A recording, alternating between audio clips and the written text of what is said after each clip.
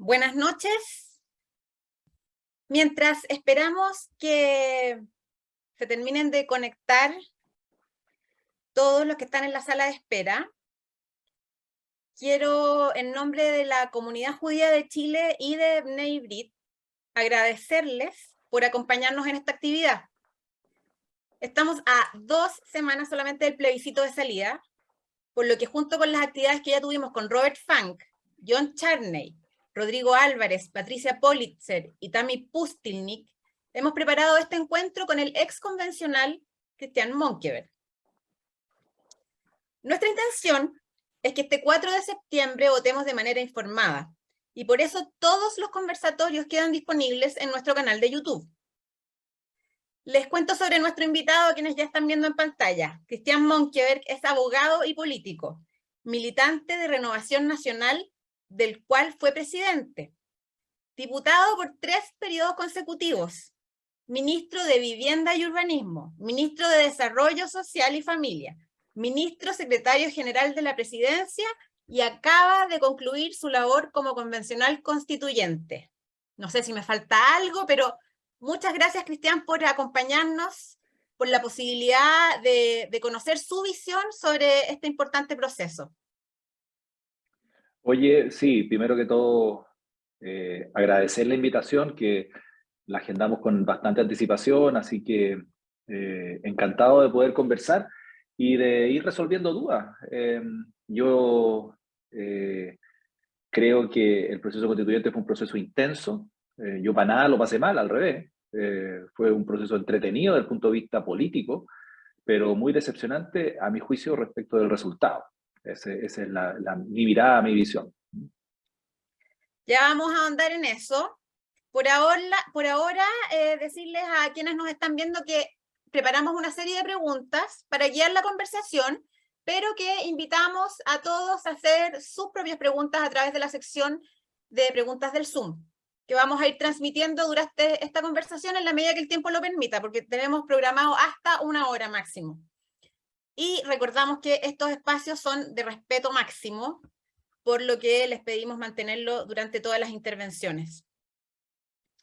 Christian, tal como usted comentaba recién, partiendo con ya las preguntas, usted dijo que votó junto con el 80% de la ciudadanía, que se la jugó por estar en la convención, pero hace pocos días en su Twitter, cito, dijo, se farrió una oportunidad histórica. ¿Qué esperaba usted del proceso? Sí, mira, un poco lo que hemos señalado, yo creo que un proceso que parte con un 80% de apoyo ciudadano, y no digo en la encuesta, sino que un apoyo ciudadano real en las urnas, de personas que fueron a votar, muchos de nosotros fuimos a votar, y además en mitad de pandemia, en un ambiente muy complejo, y decidieron, esa mayoría importante, avanzar hacia una nueva constitución. Lógicamente, era una tremenda punto de entrada de trabajo conjunto, en común. Y yo estoy más que seguro que seguramente que es posiblemente quienes votaron rechazo en ese primer plebiscito de entrada, después de que se produce el resultado, evidentemente le tienen que haber dado un grado de confianza. Bueno, ya, ok, ganó la posibilidad de construir una nueva constitución, demos un espacio de construcción a un proceso de nueva constitución. Lamentablemente, la conformación de la convención, porque esto no fue un problema de escribir una nueva constitución o no, hay algunos que dicen, oye, ¿por qué hicieron esto? ¿Qué ya? Bueno, está bien, no es solamente porque lo hicieron, porque la ciudadanía lo apoyó. Perfectamente se podría haber dicho que no, el 80% de un país que lo apoya es por algo. Entonces, el punto de entrada siguiente, el paso siguiente en el fondo es, tenemos que aprobar, tenemos que elegir a los convencionales. Ya, y en esa elección de los convencionales, la conformación de la convención tiene un sello, tiene un estilo, tiene un punto de vista. Y es muy marcado en una lógica más bien de una izquierda identitaria, con ciertas banderas que los representan, que pueden ser muy legítimas, pero que fueron construyendo esas mayorías. Y lógico, ese proceso constituyente se fue construyendo a partir de lo que se fue acordando, y a mi juicio, se desaprovechó una oportunidad histórica, como decía yo, que se farrió, y yo terminé achacado por lo mismo, porque eh, se podría haber construido algo que uniera a un porcentaje importante o interpretara un porcentaje importante de la población, y no fue así. Hoy día tenemos una propuesta que no une, sino que más bien divide, y más cargadita para el rechazo, según las encuestas. Vamos a ver lo que pasa en 2 semanas más, o en casi 2 semanas más, un poquito menos. Pero por eso se fue una oportunidad histórica. Y que no se diga que no lo dijimos. Siempre es odioso decir, te lo dije, te lo dije. Bueno, lo dijimos permanentemente en el debate político, en lo privado y en lo público, con el resto de los convencionales.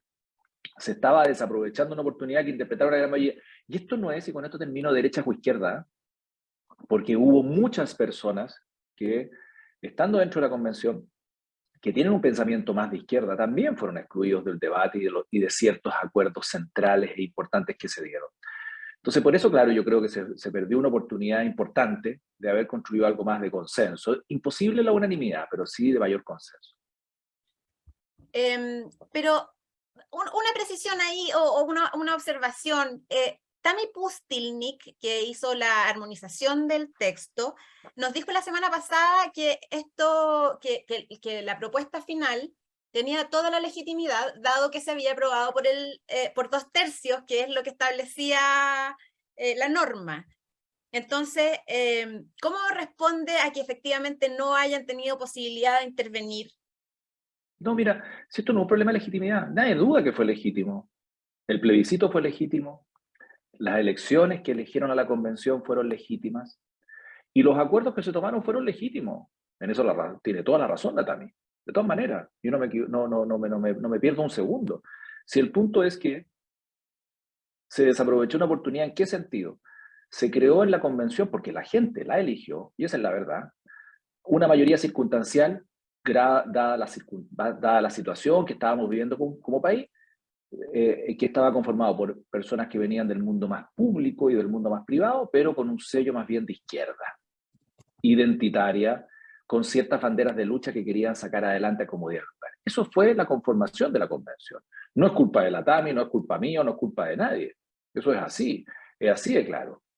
El problema es que esa mayoría, y ahí estuvo el problema, esa mayoría simplemente redactó una propuesta de nueva constitución interpretando a esa mayoría y dejó afuera al resto. Está bien, lo dejó afuera al resto, pero ¿qué pasó? La ciudadanía, cuando empieza a conocer el texto, al poco andar, se da cuenta que esa mayoría, que es muy legítima, como decía la Tami, empieza a redactar ciertos temas y ciertas materias que no interpretan a la ciudadanía. Eso es lo que pasó.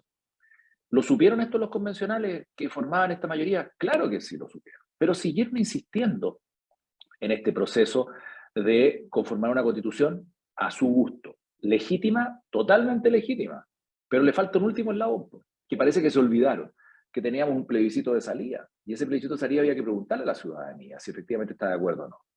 Y ese es el último eslabón que nos queda en 2 semanas más.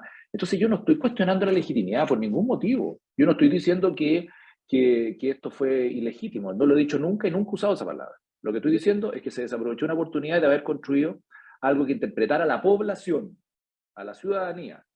Y eso se desaprovechó, lamentablemente. En ese sentido, usted habla de la ciudadanía, que de ese 80% que votó apruebo, o sí a la nueva propuesta, esperaba mejoras en pensiones, en educación, en salud, y bueno, la convención establece que somos un Estado social de derecho que consagra algunos derechos como la salud pública universal, la educación gratuita, mejores pensiones.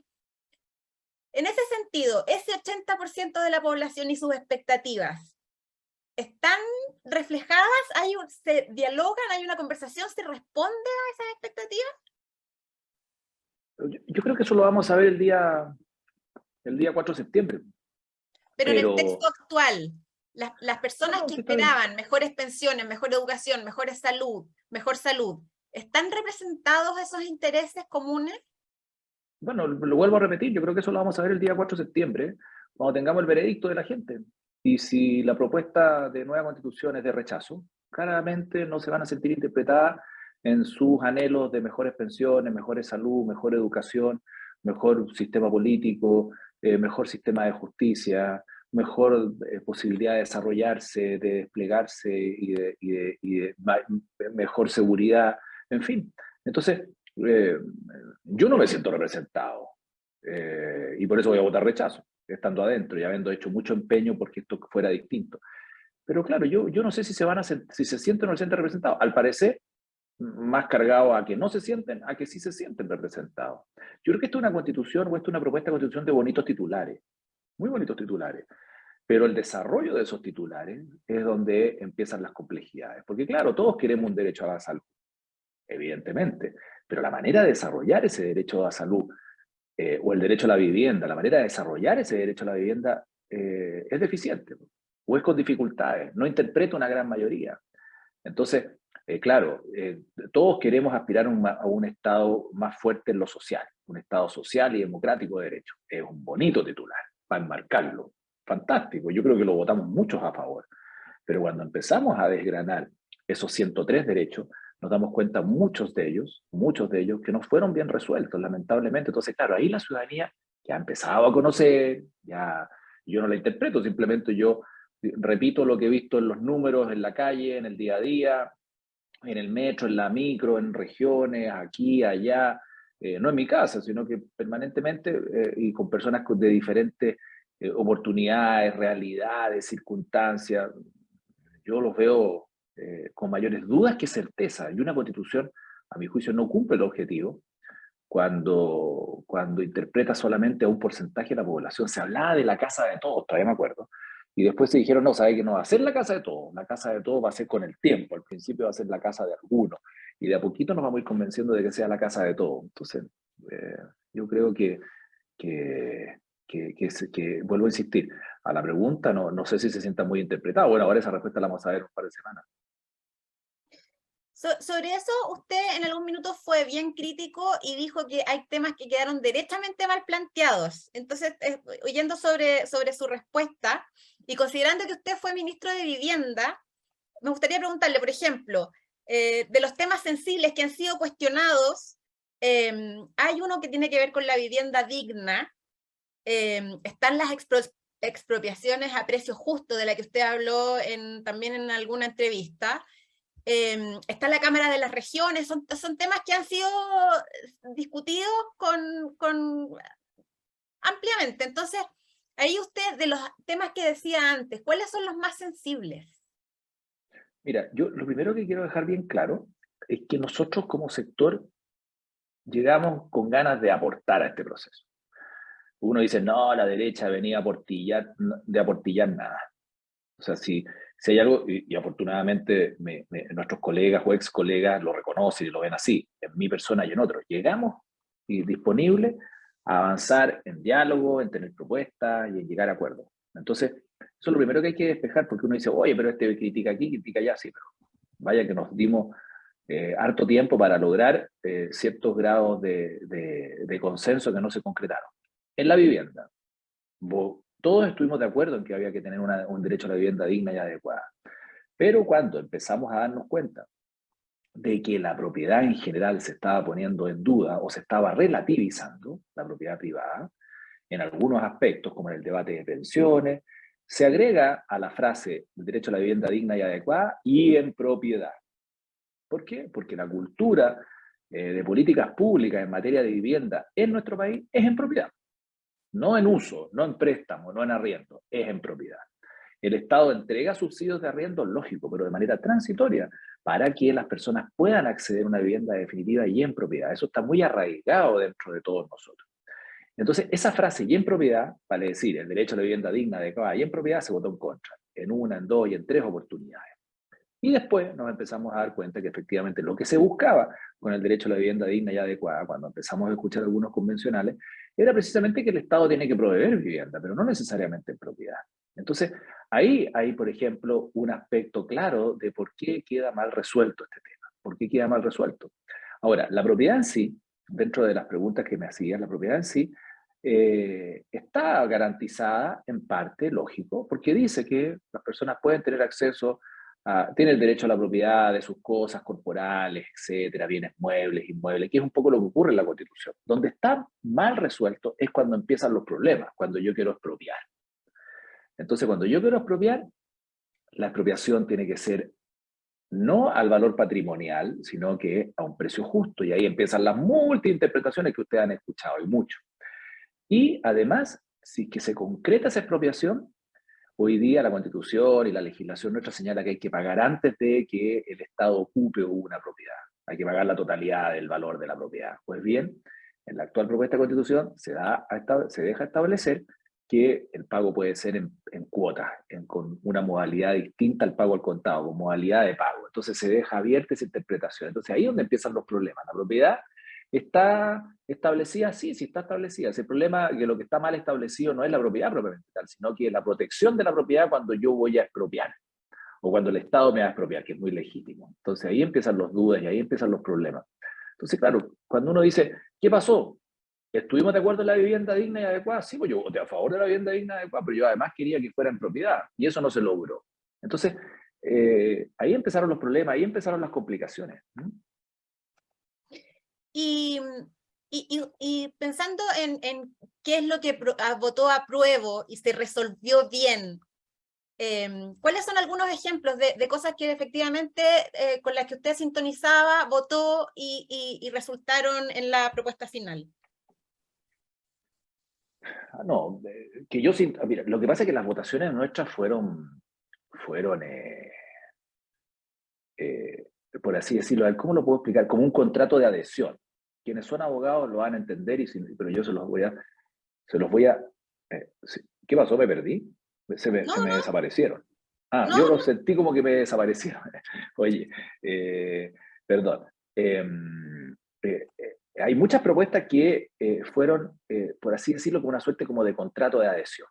El contrato de adhesión es aquel contrato en que yo, cuando voy a contratar un servicio, no lo puedo discutir, sino que tengo que adherir o no adhiero, o lo firmo o no lo firmo, como por ejemplo cuando voy a contratar un servicio para tener un teléfono celular. Eso pasó un poquito con las propuestas o con las votaciones que nosotros fuimos haciendo. Nosotros hicimos muchas propuestas, pero que fueron todas desechadas. Y los temas que nosotros votábamos a favor eran finalmente propuestas que habían redactado, desarrollado y acordado otros, y que a nuestro juicio nos parecían razonables y las íbamos votando a favor, pero no porque hubiéramos incidido en ellas, sino simplemente porque había que adherirse o votar en contra. Entonces, de las propuestas, de las iniciativas nuestras que llegaron al borrador de la Constitución, hubo dos. Y esas dos fue porque eran mejor redactadas que las de ellos, o de la mayoría, lamentablemente. No porque fueran una novedad, temas muy puntuales y muy específicos, porque la redacción de la propuesta nuestra era mejor que la redacción de la propuesta que venía de la mayoría. Y por eso se terminaron votando a favor. Ahora, desde el punto de vista político, yo diría que el único acuerdo político que hubo, así conceptual, no de artículos, sino que conceptual, es que yo lo vi en la Comisión de Sistema Político, que es la cual yo participé, de avanzar hacia un sistema presidencial en Chile, que es el que tenemos actualmente, donde el presidente lo elige la ciudadanía, el presidente o la presidenta, con todas sus facultades. Ese fue yo creo que el único acuerdo transversal que ocurrió desde desde la izquierda hasta la derecha, donde hubo una conjunción y un consenso en un sistema político como el que se esperaba que en un presidencialismo, porque había algunos que querían parlamentarismo, otros que querían otro tipo de cosas, o semipresidencialismo. Ese fue yo creo el único que vimos, pero cuando ya empieza después a discutirse en el uno a uno, en qué consiste este presidencialismo, y ahí nuevamente se impusieron mayorías distintas a la opinión de nosotros. Pero está bien, vuelvo a repetir, como decía la Tami hace unos días atrás con ustedes, ¿es ilegítimo? No, muy legítimo. Pero la ciudadanía tiene la última palabra y a lo mejor no va a prosperar producto de que no se buscaron mejores consensos. Y entonces no hay nada, porque hay materias en que también hay cierto acuerdo sobre lo positivo que podrían ser. La promoción de la igualdad de las mujeres, el cuidado del medio ambiente. No, pero lo que pasa es que tú me dices qué es lo que nosotros propusimos que se recogió. Nada. Pero Lo que pasa es de lo que bueno. yo voté a favor la paridad porque me gusta y mucho, pero no fue una propuesta nuestra. Nosotros la propusimos, pero no la pescaron. ¿Me explico, no? Sí, Entonces, lo que pregunto es, ¿qué del texto final usted considera positivo? que está bien Ah, planteado. eso es distinto. Ahora entiendo bien la pregunta. Sí, entiendo perfecto. No, hay muchos temas que sí son positivos, yo no encuentro, pero evidentemente cuando uno hace el balance dice, no, esto no va a funcionar, entonces uno no va a dejar de lado o va a avanzar en una propuesta de nueva constitución si uno llega a la conclusión de que producido el balance, esto no está bien equilibrado, porque uno no pretende que estar absolutamente representado en una propuesta de nueva constitución. Es evidente que en un 100% nadie va a estar contento, que uno tiene que hacer un balance y sacar las conclusiones de todo lo que hay. ¿Es o no es válido? ¿Vale la pena o no vale la pena impulsarlo? En eso lo dejo súpermente claro. La paridad es una de esas materias, a mí me encanta. Y creo que fue un aporte, y creo que va a ser un aporte en general a la función pública, llegó para quedarse, más allá de que que se rechace esta propuesta de nueva constitución, lo que venga hacia adelante es paritario, que es distinto al feminismo, a la equidad de género, que son consecuencias de eso, sino que la toma de decisiones que sea paritaria me parece perfecto, perfecto. El cuidado del medio ambiente también logra profundidades de buena forma en esa materia. Lo que les decía, el titular, el Estado social y democrático de derecho, es interesante, lógico. El derecho a la vivienda, claro que es interesante, es positivo, pero con los agregados que yo les venía señalando, ¿no es cierto? Con que no quedaron bien resueltos, no quedaron bien consensuados, con problemas graves de interpretación, en fin. Entonces, hay materias que son súper interesantes. Sería, además que yo voté muchas de ellas a favor. O sea, al final, nosotros en muchos aspectos votamos materias a favor porque entendíamos que era lo menos malo, porque había venido de un proceso de discusión donde habíamos ejercido una presión gigante, más comunicacional, porque los votos no los teníamos para poder lograr ciertos ajustes y logramos que se morigeraran un poquito en ciertas materias.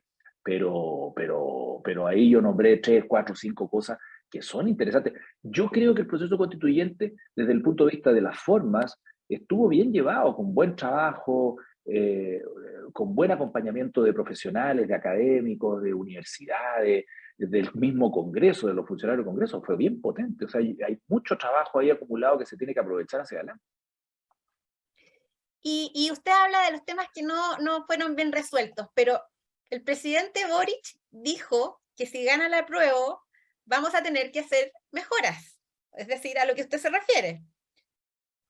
Y sobre esas reformas que el oficialismo propuso, usted dijo también por Twitter, entre cuatro paredes, cito, trasnochados pretenden convencernos de algo distinto. ¿No le parece que eso finalmente ayuda a equilibrar las cosas, que esas reformas que han hecho en distintos ámbitos, no voy a detallarlas, pero que han hecho en esos ámbitos, podrían mejorar este texto y lograr esto que usted propone, o esto que a lo que usted aspira, que es precisarla mejor? Mira, Grace, voy a ser súper claro en esto. Yo creo que no van a cambiar nada. Creo que aprobado que sea la Constitución, lo que va a ocurrir es lo que yo creo, conociendo. eh, eh, yo cuando se construye un edificio, yo no discuto al calculista. eh, y trato de escucharlo y bien, está muy bien. En el caso de lo público, yo ya los conozco, los he visto. Cuando un plebiscito zanja popularmente una discusión tan profunda como esta, lo que va a pasar al día siguiente es que quienes están gobernando, que el gobierno del presidente Boric, va a implementar, no va a cambiar. No va a cambiar la propuesta de nueva constitución. Sin ir más lejos, ese acuerdo que se firmó hace unos días atrás, al poco andar, a las pocas horas, ya Guillermo Tellier no lo desconoció, pero al menos planteó la dificultad, porque no lo puede desconocer si está ahí firmado, pero al menos planteó la dificultad para lograr que eso se concrete en las reformas en el Congreso, porque además va a requerir de mucho quórum. Entonces, cuando yo digo de cuatro paredes, entre cuatro paredes y a última hora, es porque, claro, se hace entre presidentes de partido que no sabemos, y en eso Guillermo fue súper honesto, no sabemos si van a ser capaces que en el Parlamento eso se concrete con votos concretos, porque además se requiere de 2/3 para hacerlo de buena manera, sin tener que ir a un plebiscito, etcétera, y una serie de modificaciones. Yo creo que se van a gastar las energías, y no digo que sea bueno o malo, sino que simplemente yo creo que hay que exponer las cosas. Se van a gastar las energías, una vez aprobada la Constitución, en implementar, más que empezar a cambiar. La actual Constitución se vino a cambiar profundamente a los 10 años y más profundamente como a los 25 años de recién aprobada. La del 25 se cambió como 6 veces o 7, no tuvo grandes modificaciones y eso que era fácil cambiarla porque tenía quórum bajo. Entonces, yo creo que no va a ser esa la agenda desde el día 5 si se aprueba. Yo creo que la agenda va a ser cómo implementamos, ese es mi punto. Eh, y creo que es importante señalarlo, porque conozco cómo va a ocurrir esto y uno más o menos lo sospecha y lo olfatea. O sea, no cree en aprobar para mejorar. O sea, me encantaría que fuese así, po. Pero creo que no va a resultar. Yo creo que va a ser aprobar para transformar, como le escuché a Jorge Chávez y a otros más, o aprobar para implementar. No creo que vaya a haber grandes cambios y profundos cambios, porque se podrían haber hecho antes. Se podrían haber hecho antes y no se hicieron. En la discusión constitucional, porque no es que se dieron cuenta ahora, no, esto venía de una manera distinta y se planteó de una manera distinta, entonces no creo que resulte. A lo mejor hay buenas intenciones en quienes firmaron, pero lo veo muy difícil, lo veo complejo. Y además es un reconocimiento de que las cosas no se hicieron bien, pero yo lo veo difícil que se vayan a implementar esos cambios. Yo creo que lo que va a ocurrir es que se va a implementar la Constitución, y en eso se va a gastar la energía. O sea que va a quedar en cero el acuerdo que hicieron los presidentes de partido. Va a costar muchísimo que se concrete. A lo mejor van a cambiar alguna coma, alguna frase, algo específico, pero mira, una de las cosas que no se tocó en el acuerdo, que ellos trataron de elaborar, es hacer adecuaciones al sistema político, que es donde más errores, a mi juicio, más que errores, más problemas hay. Y yo puedo poner que la vivienda va a ser propia, está bien, pero si no tengo un sistema político que funcione, va a ser difícil que construya vivienda. Entonces vamos a obtener un problema anterior. Entonces el problema del sistema político es que efectivamente adolece de una serie de problemas, sufre de una serie de problemas que a mi juicio no quedaron bien resueltos y que va a hacer que los gobiernos no funcionen bien, no logren mayorías, y si las logran, no tengan contrapeso, porque va a haber solamente una pura Cámara de Diputados muy potente y muy fuerte que va a hacerlo todo, sin que nadie pueda corregir, mejorar o moderar la discusión, en fin. Entonces yo creo que ahí van a producirse problemas grandes que va en algún minuto a perjudicar el desarrollo, por ejemplo, de derechos sociales o el desarrollo de una buena marcha del país. Ok, usted plantea que entonces en el fondo el sistema de gobierno, por así decirlo, es el que va a definir cómo se implementa y que va a haber cosas que son difíciles por la forma en que está planteado el sistema. Sí, o sea, primero que es muy difícil que se cambie, eso lo dejo absolutamente claro. Y segundo, ya cambiándonos de tema, la propuesta de nueva constitución trae una fórmula de sistema político, vale decir cómo funciona el gobierno, cómo funciona el Congreso, cómo se toman las decisiones, cómo funcionan los ministerios, cómo se corta el queque, cómo se acuerda en el Congreso ciertas materias, quiénes tienen las iniciativas legislativas, quién puede empezar una reforma tributaria o quién no. Es un diseño, y eso es el sistema político que a mi juicio no está bien logrado y que va a traer más dolores de cabeza que soluciones. O sea, como lo dijo Rodrigo Valdés, ministro de Hacienda Michelle Bachelet, con el sistema político, y los ministros de Hacienda lo saben, porque si el sistema político no funciona, la hacienda pública y la economía y la marcha del país desde el punto de vista del desarrollo económico tampoco funciona. Él señaló, el sistema político de la propuesta de nueva constitución va a traer más problemas que el actual, que ya los tiene muchos. Eh, entonces, claro, muchas veces en el sistema político uno no se detiene mucho porque lo ve como lejano, el gobierno, la moneda, el presidente, etcétera. Pero efectivamente, si el presidente no tiene facultades claras, el Congreso las tiene, pero las tiene en exceso, evidentemente se van a producir problemas grandes. El propio ministro de Hacienda, que lo vivió, lo sufrió siendo ministro de Hacienda, se da cuenta que si el actual sistema político tiene problemas, este que se propone es mucho más complejo. Por eso él en algún minuto dice, ¿sabe qué más? Yo voy a votar rechazo porque esto no es razonable, no. Él cree que es mejor construir a través de un rechazo para poder tener una constitución que aprobar esta y después arreglarla, que yo creo que va a ser muy difícil arreglarla, si al final la conclusión es esa. Y de ganar el rechazo, hay gente que ha postulado que se debería hacer un nuevo proceso constituyente. ¿Hay alguna fórmula o va a ganar el rechazo y esto va a seguir la constitución vigente y se va a abordar después en el Parlamento? ¿Qué vías usted que está en política, cómo lo visualizan? ¿Se puede hacer un nuevo proceso constituyente? O sea, todo se puede, ¿eh? Eso es de todas maneras. Eh, lo que pasa es que eso requiere de un acuerdo y ese acuerdo hay que empezar a construirlo a partir del día 5, si es que la opción rechazo es la que se logra. Yo creo, voy a dar mi opinión personal, porque esto requiere todavía de mucho consenso y el presidente tiene que jugar un rol ahí muy relevante, pero yo creo que tenemos que tener una nueva constitución y que este capítulo tenemos que cerrarlo bien, que ya se abrió hace bastante tiempo atrás y tenemos que cerrarlo bien.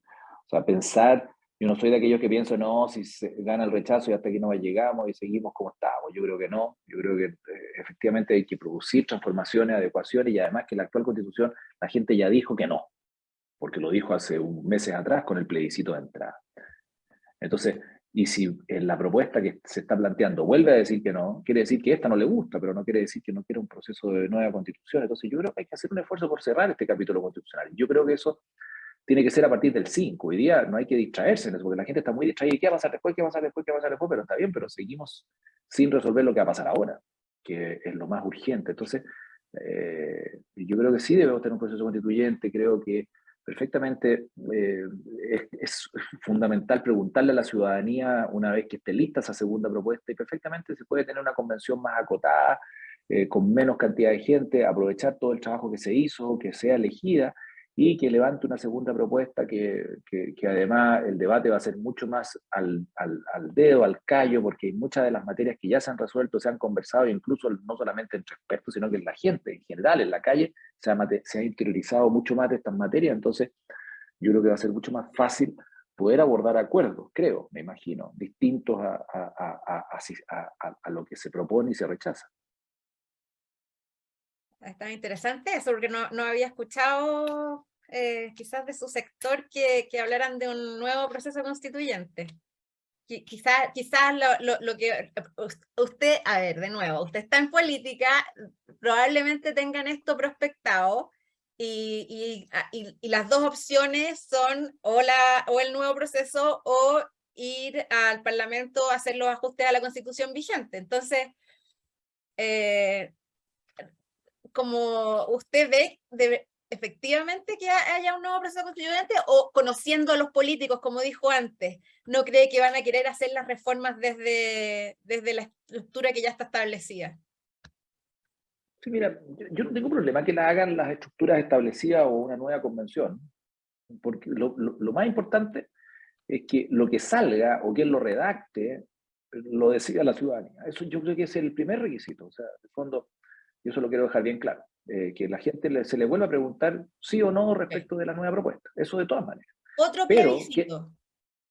por eso, pero una vez que salga la propuesta, Ah, una nueva propuesta, evidentemente tiene que haber un segundo plebiscito para que la gente diga está de acuerdo o no está de acuerdo. Yo no creo que haya que construir una constitución sin un nuevo plebiscito. O sea, si Pinochet hacía plebiscito, no lo vamos a hacer en democracia. Entonces, es lógico, saliendo una propuesta de nueva constitución. Ahora, ¿quién construye esa propuesta de nueva constitución? ¿Quién la hace? ¿La hace el Congreso? ¿La hacen los expertos? ¿La hace un proceso constituyente acotado en tiempo, no largo ni eterno, en 5 o 6 meses, con un número de personas elegidas? Yo prefiero esa última alternativa. Ahora, aquí hay diferentes alternativas, diferentes fórmulas. Lo que sí yo creo que más allá de las alternativas, porque el Congreso también es legítimo, el Congreso también fue elegido por la gente de hace poquito, a lo mejor no genera mucha confianza, pero fue elegido. Pero lo que sí es importante es que venga de donde venga la propuesta, hay que preguntarle a la gente y decirle, oiga, ya, nuevamente vamos a tener que preguntarle. Yo creo que eso es un requisito sine qua non para poder validar una propuesta, eso sí, de todas maneras. y por otro lado, también desde el punto de vista político, nos pregunta Edith Vidal, si gana el rechazo, siguiendo con la línea del rechazo, si gana el rechazo, ¿en qué pie queda el gobierno? ¿Afecta al gobierno en su gestión o el desarrollo de su gestión al final de los 4 años, finalmente, si se rechaza? ¿Cómo se va qué va a ocurrir con el gobierno? ¿Lo impacta directamente el rechazo? ¿En qué sentido? Mira, yo creo que el gobierno cometió, o sea, no sé si cometió un error, porque todo se va a saber una vez que se apruebe o se rechace la nueva constitución, ¿no es cierto? Dependiendo de las alternativas que la ciudadanía tome. Pero sí tomó una decisión, que la suerte de su gobierno y de su programa de gobierno está muy atado a la Constitución. Entonces, evidente que si se produce un rechazo en 2 semanas más, va a tener problemas. Y además, problemas que el gobierno se ha buscado. Y me explico. Esta sacada de roncha que ha hecho el gobierno al resto de la izquierda, que no piensa como ellos, eso va a traer coletazos si gana el rechazo. O sea, va a haber una crítica fuerte desde el resto de la izquierda que han sido muy maltratados, y aquí yo cuento simplemente porque lo que he visto, por las actitudes que el gobierno ha tomado y las decisiones que ha tomado y la soberbia con que ha actuado en muchas materias. Entonces, que antes estaban los malos y ahora llegamos los buenos. Ese más o menos lo resumen. Y el ahora, otra cosa es con guitarra y un montón de otras cosas más que el propio presidente ha ido señalando, o en la pandemia parece que el gobierno anterior no lo hizo tan mal, lo hizo bastante bien y hay que reconocerlo, bueno, en fin, y que nosotros lo criticábamos tanto, ese tipo de cosas va a producir problemas, porque el gobierno también se las ha buscado, entonces, por errores, por falta de experiencia o por decisión, yo no sé lo que pasa por la cabeza de quienes están gobernando, porque es un tema que ellos van decidiendo y está bien y la gente evalúa.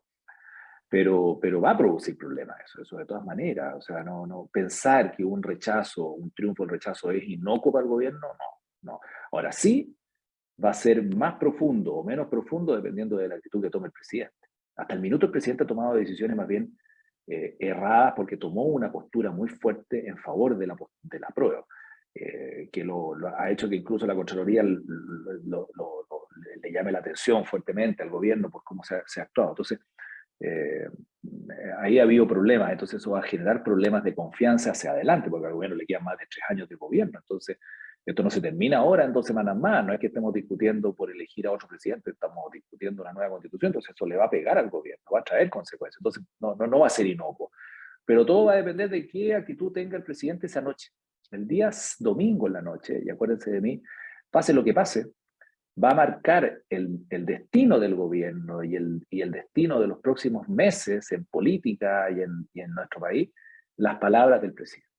Y eso va a marcar también, va a marcar el sello de las intervenciones en los programas de televisión, a los cuales muchos de nosotros quizás vamos a estar invitados o ya estamos invitados, y el tono con que se reciba el resultado ese día. Eso va a ser determinante para adelante. Si el tono es de revancha o de triunfalismo, sea de quien sea, del que gane el rechazo o que gane la prueba, esto va a ir por mal camino. Si el tono es de convocar, de seguir construyendo, de escuchar a la ciudadanía y de entender de que las cosas hay que hacerlas bien, evidentemente la cosa va a ser distinta. Hay que estar atentos entonces a ese mensaje, al tono que dice usted. No, de todas maneras, ese día es clave. Ojalá que el presidente no hable muy tarde. El presidente no puede hablar a las 10 de la noche, a las 11 de la noche.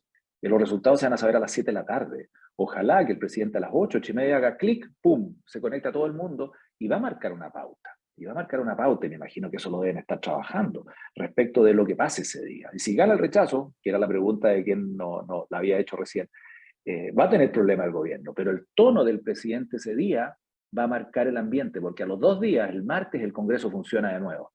Y imagínense lo que van a hacer esos parlamentarios, no digo los de la oposición, sino que también del oficialismo, que van a estar frotándose las manos con tal de pedir cambio de gabinete, críticas, etc. Entonces, el tono del presidente, y ojalá lo haga primero, va a marcar el debate en las próximas semanas.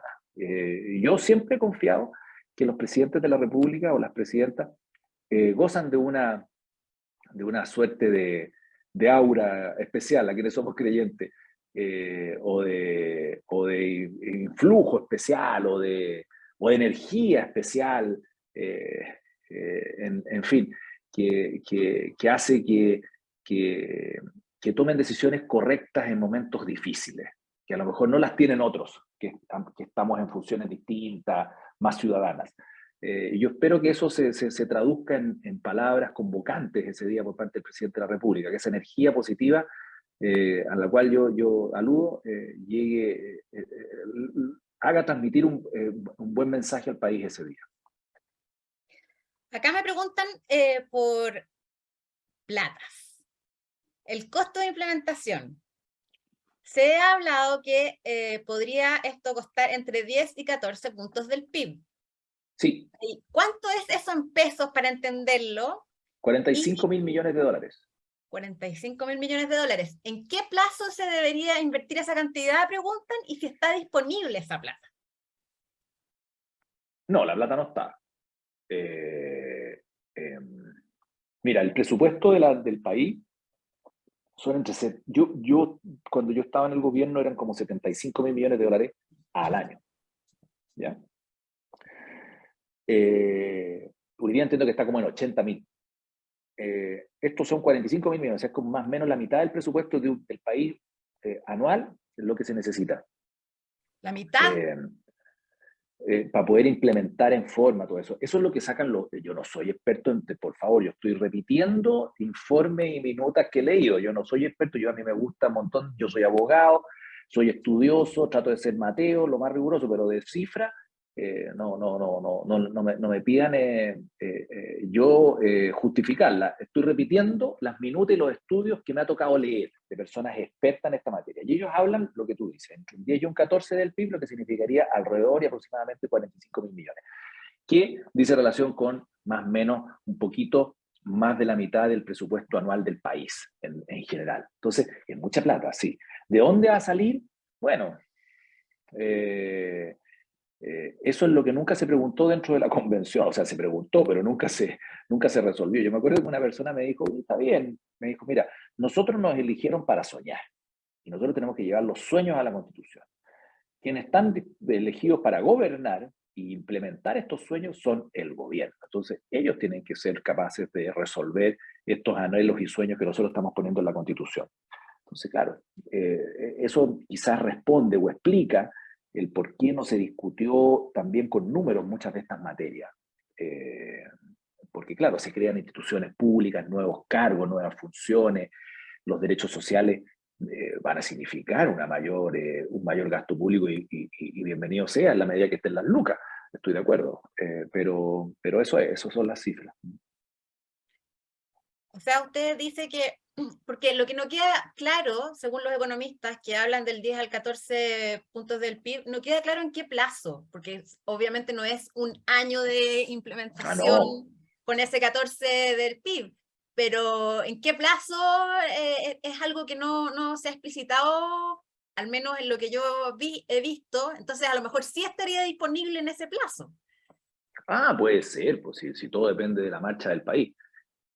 Pero que es una cantidad de plata importante e importante. Ahora, sí hay ciertos plazos que se establecieron en las A ver. normas transitorias Mm. respecto de ciertas materias.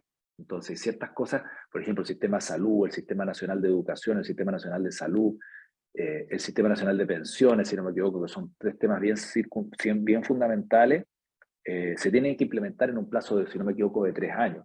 Hay un número importante de materias que se implementan en un plazo específico, que dicen muchos de los que se les pone plazo, porque hay ciertas normas que no se les pone plazo, pero las que se les ponen plazo son las que más importan al gobierno actual y las que más interesa a los miembros de la convención que fueron mayoría que se implementen rápido, ¿no es cierto?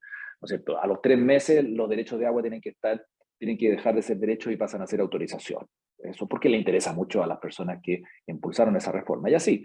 Entonces, hay otras que no se les puso plazo, pero los temas centrales, vivienda también, tiene que enviarse una ley especial que lo regule de mejor manera, en fin, y que me imagino que se discuta en el Congreso y que le permita generar mayor cantidad de gastos o de inversión para poder construir más viviendas, en fin. Eh, pero ahora, son todas lo que les estoy contando yo son especulaciones, yo simplemente, esos son los titulares, después va a ser el gobierno el que va a tener que ir implementando este tipo de cosas.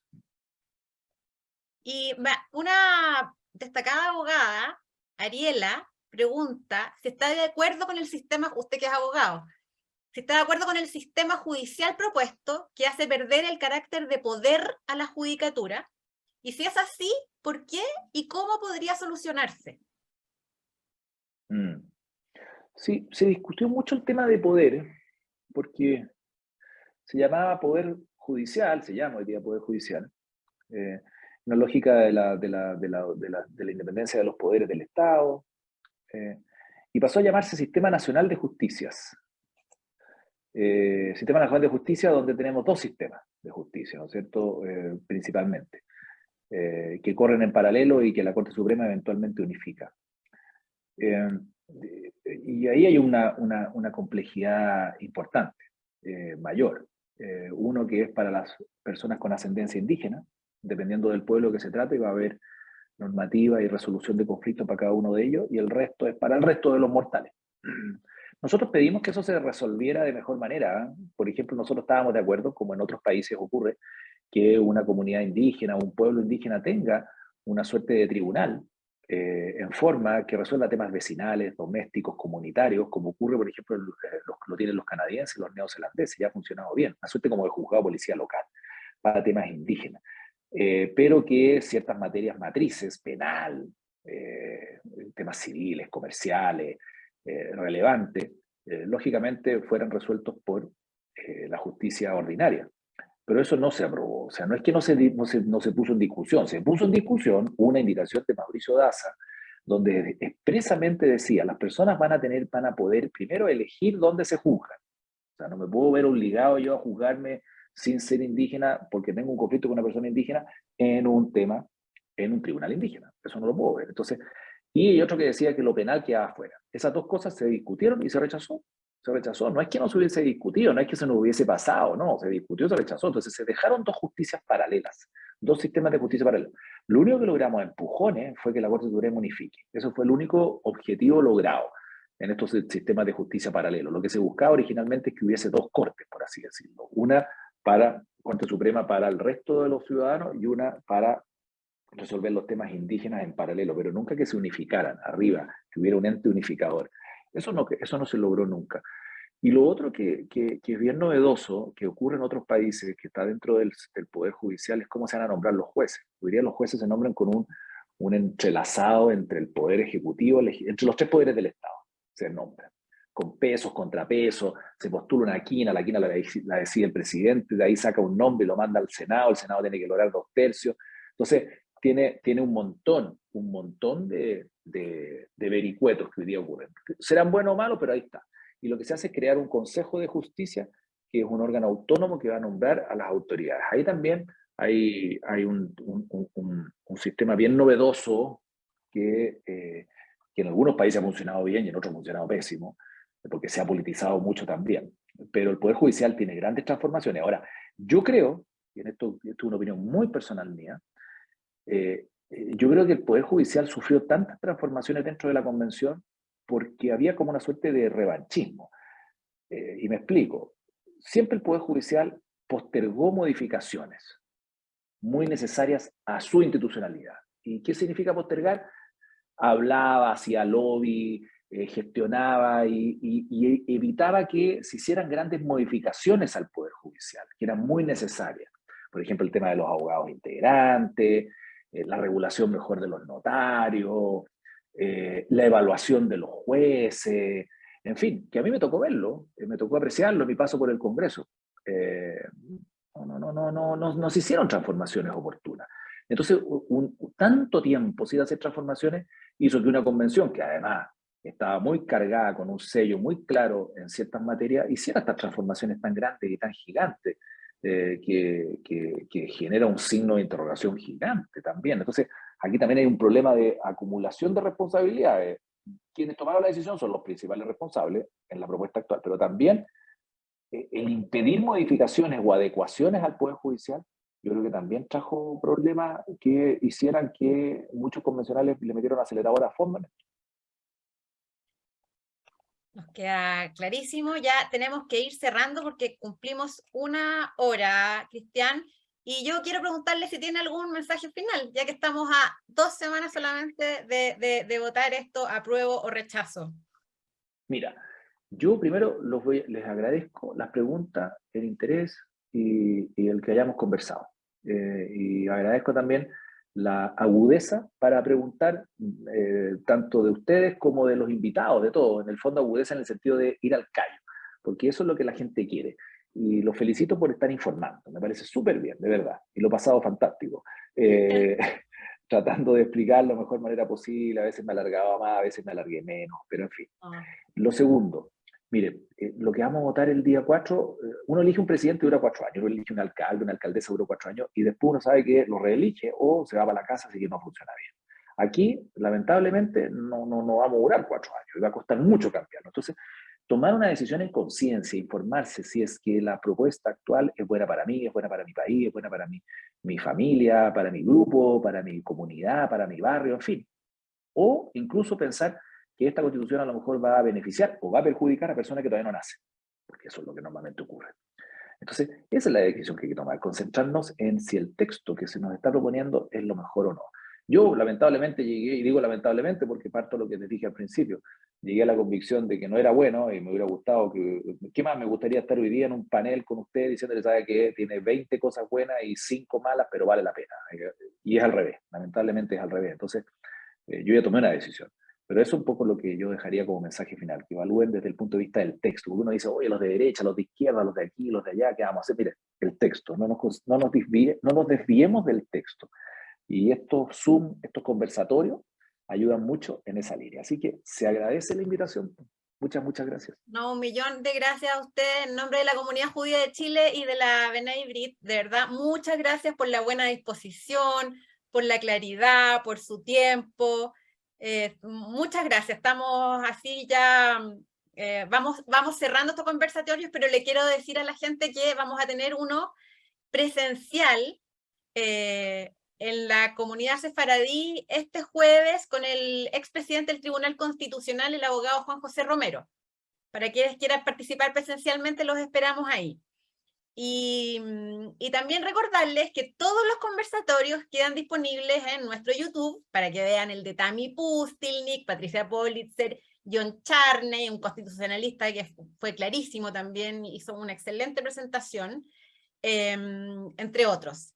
Y también aprovecho de invitarlos a que nos sigan en nuestras redes sociales de la comunidad, que estamos en Twitter, en Instagram y en Facebook. Nuevamente, gracias, Cristian, muy sincera y profundamente, y gracias a todos los que se conectaron.